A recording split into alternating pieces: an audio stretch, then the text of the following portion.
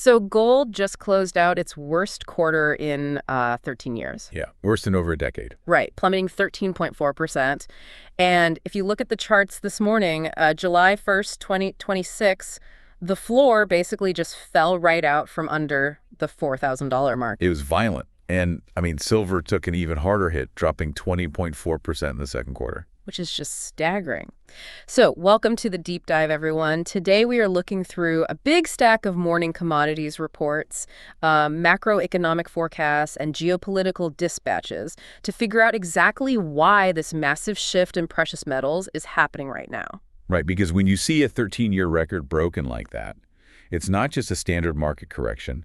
It is a fundamental reassessment of value.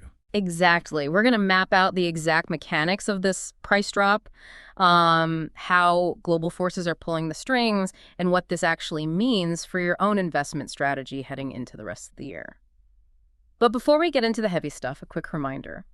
If you find this deep dive helpful for navigating the markets, make sure to like, subscribe to the channel, and drop your opinion in the comments. Yeah, we always want to know how you're reading these signals. For sure. So let's unpack this. I want to look at the immediate market action from last night into this morning, because in the evening session, gold briefly climbed up to like $4,060 an ounce. Right, it looked like it was actually building some momentum there for a minute. It did.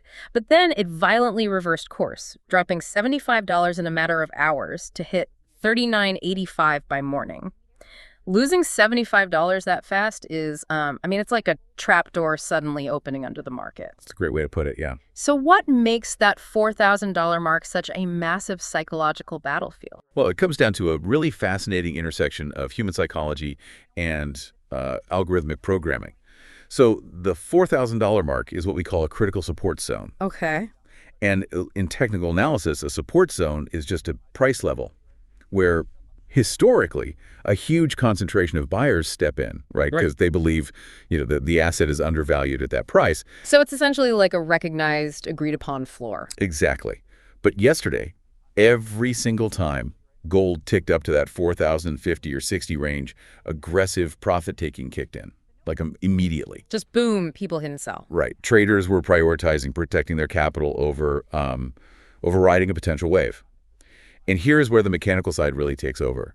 When a market decisively loses a major psychological threshold like 4,000, it triggers a cascade. A cascade of automated sell orders, right? Precisely. Millions of lines of code run by institutional trading algorithms are programmed to recognize that exact $4,000 floor. So once the price drops below it, the algorithms assume the support has officially failed, and they just automatically execute stop-loss orders to limit the damage. So this isn't even humans sitting at a trading desk panicking. This is just pure code executing a math equation based on momentum. Yeah, it's entirely emotionless. But that sudden influx of automated selling pressure creates a self-fulfilling prophecy. It pushes the price down even faster. And decisively losing 4,000 cushion basically opens the door to much lower targets. So where are the analysts in our reports saying it goes next? Well, they're already eyeing 39.50 or even a deeper structural drop down to 3,900. Man. Okay, what about silver? Because the notes show it peaked at 60.3 before falling to 58.1, but it was still technically up, I think, $1.30 from the previous day. Yes, silver is showing slightly better resilience. That little bit of relative strength compared to yesterday indicates that institutional money hasn't entirely fled the precious metal sector. Right, so it's not a total abandonment of the asset class? No, not a total abandonment. But, the short-term trend for both of those metals is undeniably weak right now. Which naturally leads to the big question of what gold is actually competing against. Because to understand this lack of faith in the metal, we have to look at the alternative options for, where people can park their capital. Right. What else is out there? Exactly. And right now, gold is losing a very lopsided fight against the US dollar and interest rates. You really have to look at the actual cost of holding gold today. The US dollar index, the DXY, has surged to 101.28.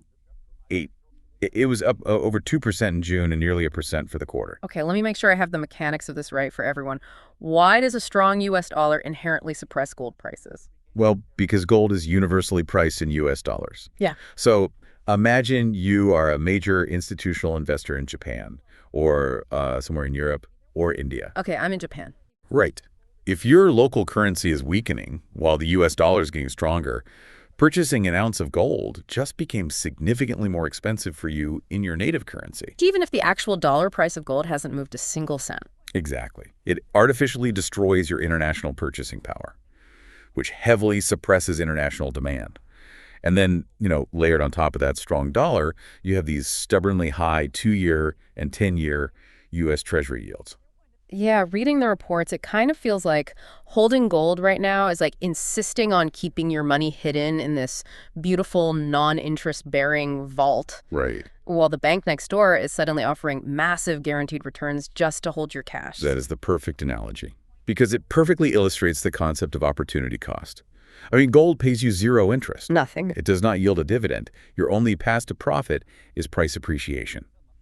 But a 10-year U.S. Treasury bond that is backed by the U.S. government is considered a risk-free asset, and right now it is paying out a very, very attractive yield. So investors are just looking at their portfolios and asking why they should take a risk on a volatile commodity. Exactly. Why risk it when you can lock in a guaranteed high return in bonds? And the entity controlling those bond returns is the Federal Reserve. Right. And the market is currently pricing in a 67% probability that the Fed will hike rates again in September. 67% is high. Very high. They are maintaining a very hawkish stance because the broader U.S. economy is still showing signs of strength. And a hawkish Fed plus high bond yields, that just acts as an immense gravitational pull downward on precious metals. Wait, I have to push back on this a bit because I've always been taught, and I think a lot of you listening have been taught, that gold is the ultimate historical hedge against inflation. Right, that's the classic narrative. Yeah. For decades, the rule was you buy gold to protect your purchasing power when prices are rising. So if the Fed is fighting inflation with high rates, shouldn't people be buying gold out of fear that inflation might stick around? It's a completely logical question. But the answer lies in a really unexpected geopolitical development halfway across the world. The oil situation. Exactly. The inflation narrative is shifting rapidly, and it's heavily tied to the energy markets, specifically global oil prices. Right. Our sources highlighted a massive shift in oil. The price has dropped heavily compared to the huge spikes we saw back in March, April, and May. Yeah, it's currently sitting in the $72 to $75 per barrel range. So why the sudden drop? To understand that, you have to look at the geopolitical chessboard. The U.S. and Iran have agreed to pause hostilities to engage in a 60-day window of technical negotiations. So basically a 60-day diplomatic timeout. Yes, and that timeout had an immediate, profound impact on the physical commodities market because it reopened the vital Strait of Hormuz. Which is arguably the most critical oil choke point on the entire planet. It absolutely is. When military tensions flare up around the strait, the global market immediately prices a massive fear premium into every single barrel of oil. Because they're operating under the assumption that supply lines are going to be completely severed. Right. But with this 60-day pause, that fear premium just evaporated. The strait is open, supply fears have eased, and oil has settled nicely into that $72 to $75 range. It is honestly fascinating to trace that chain of events. Like, who would have thought that a 60-day diplomatic pause between the U.S. and Iran would directly cause an everyday investor's gold portfolio to just bleed out? It's a perfect domino effect. Yeah. Energy costs dictate the baseline cost of literally everything else in the modern economy. Manufacturing, global shipping, agriculture, you name it. So if oil stays cheap, everything else stays cheap. Exactly. And if oil stays in this lower range, the macroeconomic analysts in our source material are predicting a 90% probability that overall global inflation pressures will significantly drop through June, July, and August. 90%. That is an incredibly confident forecast for an economist. It really is. And that confident forecast takes the primary utility right out of gold. If inflation cools off, the fear of severe currency devaluation goes away. And the urgent, panicked need to buy gold as an inflation hedge just completely evaporates. You got it. Okay, I follow that logic. But if inflation is actively cooling, shouldn't the Fed finally soften its hawkish stance? Like, if they stop raising rates, that takes the gravitational pull off of gold. So why is the market just completely paralyzed right now? Because the market demands absolute proof, and, well, we just don't have it yet. They want to see the receipts. Exactly. We are entering what analysts are calling a bottoming out phase for July and August. In the very short term, the entire global financial system is essentially holding its collective breath, waiting for a specific batch of U.S. labor data to confirm whether the economy is actually cooling down. We're talking about the big labor reports, right? The ADP private payrolls report, the weekly jobless claims, and the holy grail non-farm payrolls. Yes, non-farm payrolls, or NFP, is the absolute holy grail of economic indicators for the Federal Reserve right now. And the outcome of this upcoming report is entirely binary. Wait, I'm stuck on this. Help me understand the Fed's logic here. Because if the U.S. economy is adding jobs and looking incredibly strong, shouldn't that mean everyday people have more money, the economy is healthy, and markets should go up? Yeah, it is entirely counterintuitive if you're looking at it from a regular Main Street perspective. Right. But you have to look at it from the Fed's perspective. The Fed is trying to cool down inflation, remember. So if the jobs data comes in, exceptionally strong, meaning companies are still hiring rapidly and unemployment remains historically low, the Fed looks at that and concludes that the economy is running way too hot. Oh, I see. Yeah, they believe the economy can easily handle more aggressive interest rate hikes without tipping into a recession. So strong jobs basically give the Fed the green light to keep punishing the market with high rates. Exactly. Strong jobs mean higher rates for longer, which means a stronger dollar, higher treasury yields, and lower gold prices. And conversely, if the jobs data comes in weak, If unemployment suddenly spikes and hiring freezes, the Fed gets spooked. They fear they've pushed rates too high and might trigger a severe recession. so a softer Fed means a weaker dollar, lower yields, in an environment where gold actually rallies massively. That's exactly how it works. Okay, so everything hinges on this labor data in the short term. But looking further out to the end of the year, our sources mention that experts believe gold needs a new, unpredictable shock to spark a massive end-of-year rally. Yeah, a structural shock. Right. But are analysts seriously suggesting we're basically just waiting around for an economic disaster, like just sitting here hoping for a catastrophe just to see gold go back up? From a purely macroeconomic perspective, yes. I mean, gold is a defensive asset. It thrives on instability and systemic fear. And the analysts we're looking at outlined a few potential structural shocks that could fundamentally change the trajectory in the second half of the year. Okay. The sources mention a potential AI tech bubble bursting. Let's start there.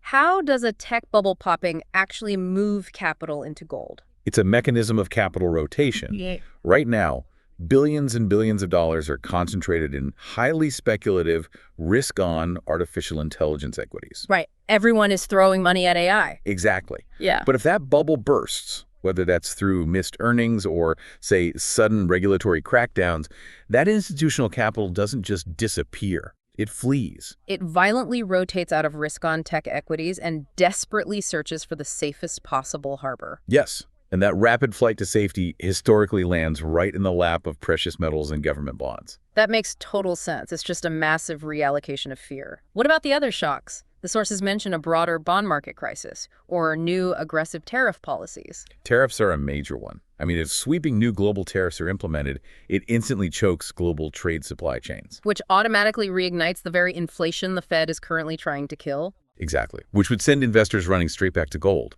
But there is another much more fascinating scenario mentioned in the reports, and that's the U.S. repricing its strategic gold reserves. Yes. I wanted to ask about this. The U.S. repricing its 8,000-plus ton strategic gold reserve. How would that mechanism even work in reality? Well, it is a theoretical but highly impactful scenario. The U.S. government holds massive amounts of physical gold, mostly sitting at Fort Knox. But historically, for accounting purposes, that gold is valued on the government's balance sheet at a statutory rate of just over $42 an ounce. Wait, $42 an ounce? That is a relic from a completely different financial era. It is a total remnant of the old Bretton Woods system. But if the U.S. Treasury were to officially reprice that 8,000-ton reserve closer to modern market value, say near $4,000 an ounce, it would instantly create hundreds of billions of dollars in unrealized gains on the national balance sheet. Oh, wow. So they could theoretically use that to offset portions of the national debt. But how does an accounting trick in Washington help, a retail investor holding a gold ETF in their retirement account? Because it would act as a giant state-sponsored endorsement of gold's modern value. I mean, if the world's largest economy officially declares that gold is formally recognized at $4,000 an ounce rather than 42, it legitimizes the asset class on a sovereign level. It would send a massive psychological shockwave through the global markets. They would likely trigger a massive sustained rally. That is an incredible concept. Just a stroke of a pen, completely redefining the baseline value of the entire market. Right. But, I mean, until one of those shocks happens, we are sitting in a highly uncertain environment. We're completely paralyzed, waiting on binary labor reports this week, and we're essentially on disaster watch for the rest of the year. So how should an investor actually navigate this minefield? We really need to translate all this dense macroeconomic theory into a practical playbook for you listening. Yeah, and the absolute core theme of the investment strategy recommendations across all of these reports, the one thing they all agree on, is emotional discipline. Which is hard to have right now. It is, but the worst thing you can do in a market where prices are dropping by $75 in a matter of hours is react emotionally. The strategy you deploy completely depends on what specific kind of investor you are. Okay, let's break that down based on the sources, because I'm looking at this volatility and wondering whether I should jump in and buy the dip or if I should wait for the floor to actually settle. What is the guidance for the short-term traders? For short-term and momentum traders, the warning in the data is incredibly clear. Do not chase sudden price spikes. You have to remove FOMO, the fear of missing out from your strategy entirely right now. And no leverage, I assume? Avoid high leverage at all costs, because a highly leveraged position can wipe out your entire portfolio in an hour under these conditions. Because they basically just need to wait for the algorithmic dust to settle around that non-farm payrolls report. Exactly. When the NFP data is released, institutional algorithmic trading takes complete control of the market.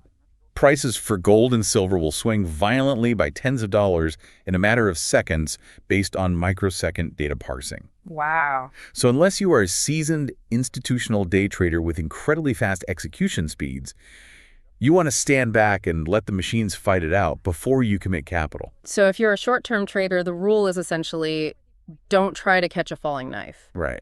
What about the second group, the accumulators? People who use dollar cost averaging, or DCA. This is where the structural outlook gets much more optimistic.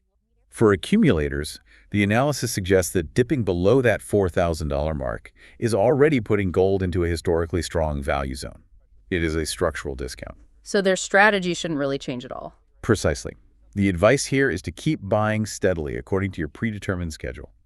Do not try to guess the absolute bottom. Because nobody knows if the bottom of this cycle is 39.85 or 3900 or 38.50. Exactly. If you halt your DCA strategy trying to perfectly time the exact bottom, you will almost certainly miss it when the rebound happens.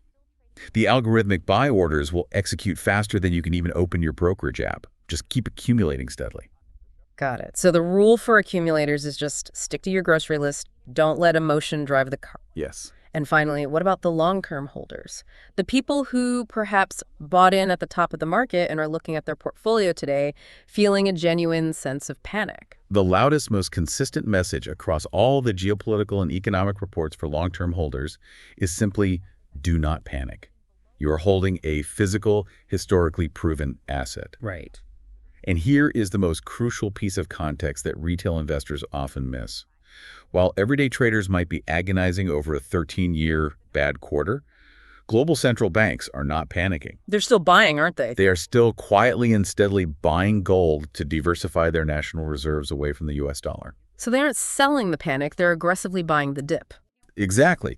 Plus, all those long-term geopolitical and structural risks we discussed, the threat of tariffs, unsustainable sovereign debt crises, global capital rotations, they haven't vanished just because the US and Iran are taking a 60-day diplomatic break. The structural case for holding gold as a long-term foundational asset remains entirely intact. Completely intact. Okay, let's take a breath and synthesize the incredible chain of mechanics we've just unpacked today. Because we started with a violent algorithmic cascade that broke the massive $4,000 psychological threshold. Which resulted in the worst quarter in 13 years. Right. And we traced the why back through a highly interconnected chain of events. That immediate price drop connects directly to the high probability of the Federal Reserve hiking interest rates. Yep. But those rate hike expectations are heavily tied to cooling global inflation. And that inflation is currently being cooled in large part by a 60-day diplomatic negotiation window in the Middle East that removed the fear premium from the price of oil. It is a phenomenal demonstration of how interconnected the modern global economy truly is. I mean, a diplomat sitting at a negotiation table directly influences the purchasing power of an algorithmic trading account. It is brilliant when you lay out the exact causality end to end like that. Yeah. So as we wrap up this analysis of the morning data, what is the big lingering takeaway here? What should we be thinking about after we close our brokerage apps for the day? Well, I want to leave you with a deeper structural question to ponder, building on what we just discussed about institutional behavior. Get layoffs. If everyday retail investors are currently panicking, hitting the sell button, and dumping their precious metals due to short-term fears about Federal Reserve interest rates, while at the exact same time, the smartest money in the room, the global central banks, are quietly using this very dip to acquire massive, record-breaking amounts of gold for their sovereign reserves. Right. What do the central banks know about the long-term structural health of the global financial system that the short-term day trader is completely ignoring? Man, that is a phenomenal question to chew on. What does the house know that the players at the table don't? Exactly. It's a perfect framing for this market. The surface might be shaking violently today, but you really have to wonder who is quietly buying up the bedrock underneath it all. It is always wise to watch what central banks do with their capital, rather than just listening to what they say in their press conferences. Absolutely.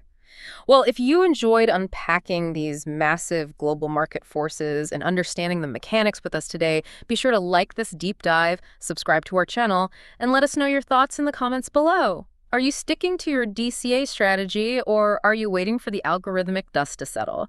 We really want to hear from you. Thanks for joining us, and we'll see you next time.